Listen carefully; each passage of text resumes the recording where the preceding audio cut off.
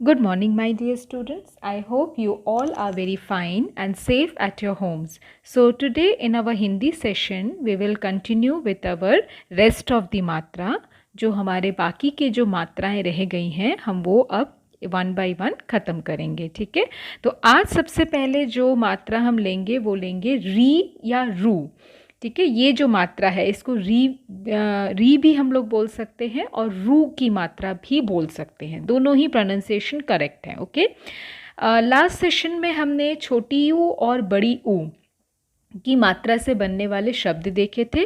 अब हम लोग ये देखेंगे कि ये जो री या रू से बनने वाले शब्द कौन से हैं और इस मात्रा को हम लोग कैसे यूज़ करते हैं, ठीक है। तो आपका जो टेक्स्ट बुक है उसमें ही हम लोग देखेंगे। तो सबसे पहले पेज नंबर 16 पे 16 री से ऋषि, ठीक है। सबसे पहला वर्ड री सुनने से हमारे दिमाग में जो आता है ऋषि, ठीक है।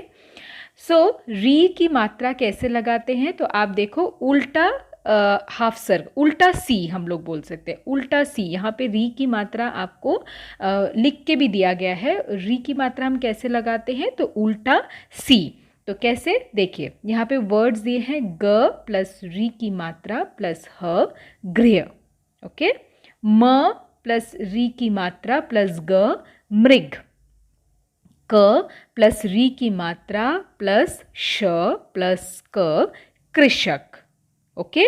सो ये वर्ड्स जो है वो री की मात्रा या री की मात्रा को यूज़ करते हुए ये इन शब्दों को बनाया जाता है, ठीक है। अच्छा, इसमें जो 16 पेज नंबर पे जो आपको शब्द दिए गए हैं, मैं चाहती हूँ कि आप इन शब्दों को अपनी नोटबुक में लिखेंगे।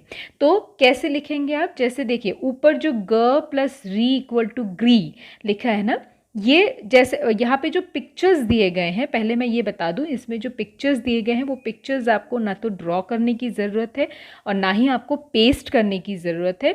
आपको सिर्फ इन वर्ड्स को नंबर 1, जैसे आप 1 2 3 नंबर डाल के लिखेंगे, तो कैसे नंबर 1 नंबर डाल के आप लिखेंगे ग प्लस री इक्वल टू ग्री, और उससे बनने वाला शब्द क्या है, ग प्लस री की मात्रा प्लस ह इक्वल टू गृह, ठीक है।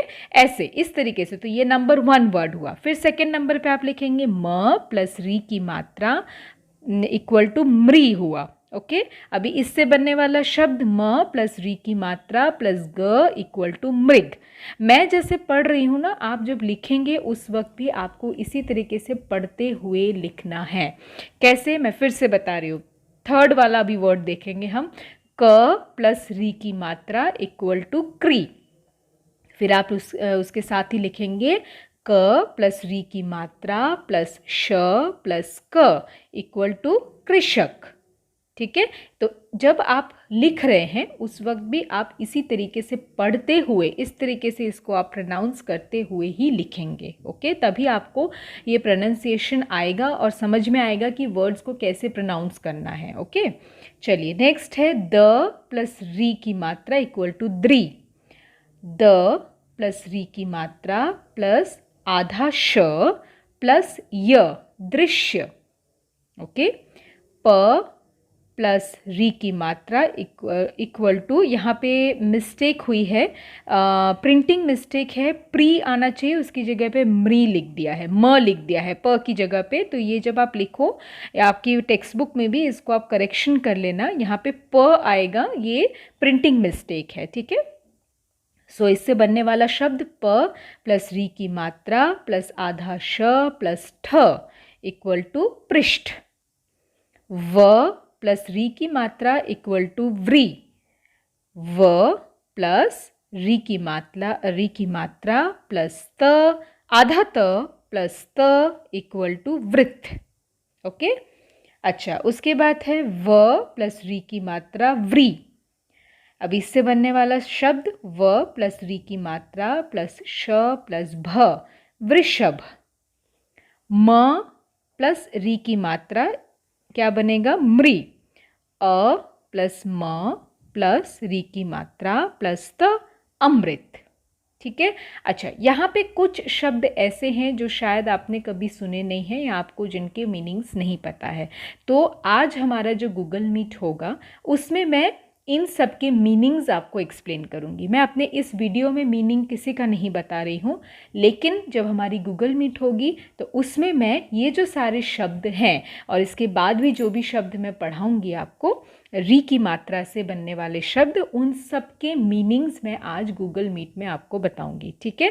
क्योंकि बहुत सारे शब्द हैं जो आपने शायद पहले नहीं सुने हैं, आपको मीनिंग नहीं पता है, तो मीनिंग मैं आपको आज गूगल मीट पे सभी वर्ड्स के, जितने भी शब्द हैं उन सभी शब्दों के वर्ड्स के मीनिंग भी मैं आपको बताऊंगी, ठीक है। Okay, now coming to page number 17 so इसमें देखिए कुछ आपको और शब्द दिए गए हैं री या रू की मात्रा का प्रयोग करते हुए। तो पहला है कृषि, तृण, पृथ्वी, वृक्ष, ठीक है।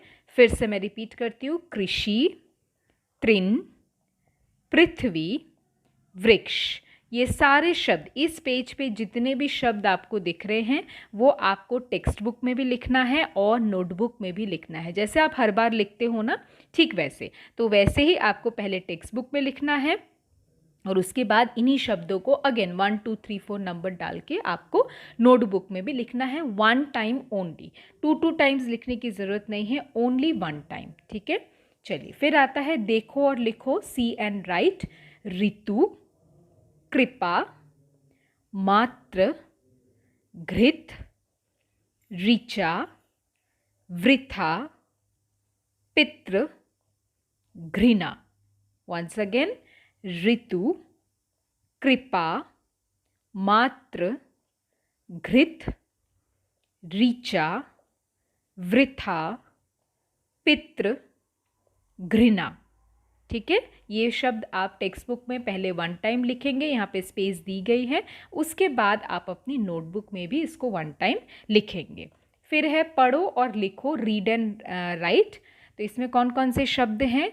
मृग, वृक्ष, मृदु, कृष, मृत, नृप, कृषि, तृण, ऋण, कृष्ण, हृदय, पृथक, कृषक, अमृत, कृतज्ञ, कृपालु, कृपाण, मृदंग। फिर से मैं सारे वर्ड्स रिपीट कर रही हूँ।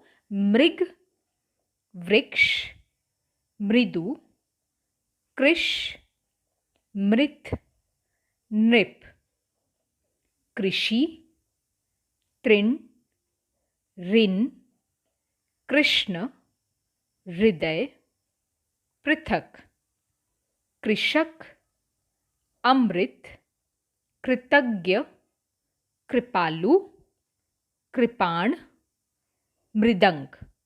ओके, सो ये सारे वर्ड्स पहले आप टेक्स्ट बुक में 2 टाइम्स लिखेंगे। ये जो पढ़ो और लिखो, रीड एंड राइट जो है, ये आप 2 टाइम्स अपनी टेक्स्ट बुक में लिखेंगे। ऑलरेडी 1 टाइम ये देखिए लिखा ही हुआ है, जैसे आप हर बार लिखते हो लिखा हुआ है, उसके ऊपर आपको सिर्फ पेंसिल से लिखते जाना है और फिर 1 मोर टाइम एक लाइन छोड़ के आपको लिखना है। मतलब टेक्स्ट बुक में ये शब्द आप 2 बार लिखेंगे और नोटबुक में आपको 1 टाइम लिखना है, ठीक है। और ये सारे शब्दों के जो मीनिंग है वो मैं गूगल मीट पे बताऊंगी, जो मैंने आपको पहले ही बोला, क्योंकि इसमें बहुत सारे ऐसे वर्ड्स हैं जो आपने शायद पहले नहीं सुना या सुना भी है तो आपको मीनिंग नहीं पता है। तो जब मैं गूगल मीट आज लूँगी तो सब अपनी हिंदी की टेक्स्ट बुक के साथ रेडी रहेंगे, सो दैट जब मैं एक एक वर्ड का मीनिंग बताऊँ तो आपको पता चले कि क्या एक एक वर्ड का मीनिंग है। और जैसे मैंने आपको लिखने के इंस्ट्रक्शंस दिए हैं, आपको सेम एज इट इज़ अपनी नोटबुक में लिखना है। Okay, thank you.